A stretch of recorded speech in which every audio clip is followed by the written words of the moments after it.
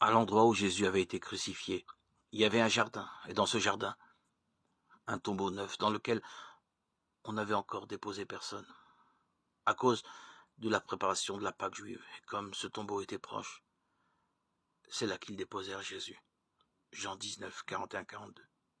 Une grotte dans un jardin, un trou à la hâte décellé, un corps meurtri déposé dans un tombeau vierge. Aujourd'hui le Seigneur dort dans le jardin comme autrefois, Adam dans le jardin d'Éden, et tandis qu'il dort, le peuple chrétien est mystérieusement façonné. Nouvelle Ève tirée du côté du nouvel Adam.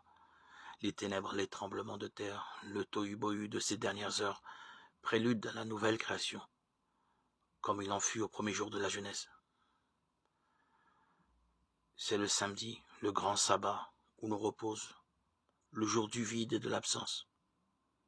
Aujourd'hui, rien, et c'est tout.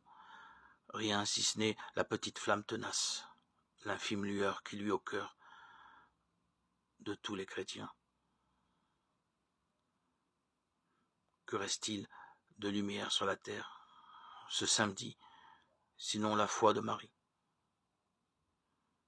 sinon l'espérance que nous avons tous devant cet enfant, ce fils enseveli. Marie se souvenait des jours de sa maternité, elle se rappelait cet enfouissement premier de Nazareth. Nazareth, un trou, disait-on, dont rien de bon ne pouvait sortir.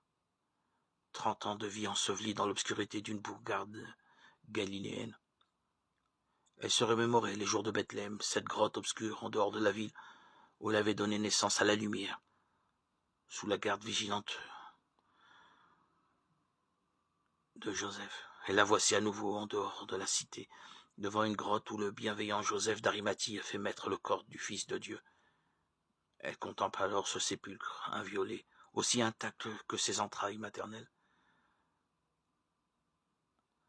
Comme le Seigneur était sorti virginalement de son sein, il sortirait victorieusement de ce tombeau. Elle le savait, elle le pressentait.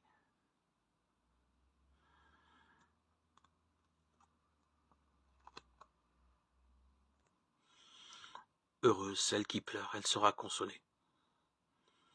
On a placé sa tombe avec les méchants, son tombeau avec les riches, et pourtant, il n'avait pas commis de violence. On ne trouvait pas de tromperie dans sa bouche.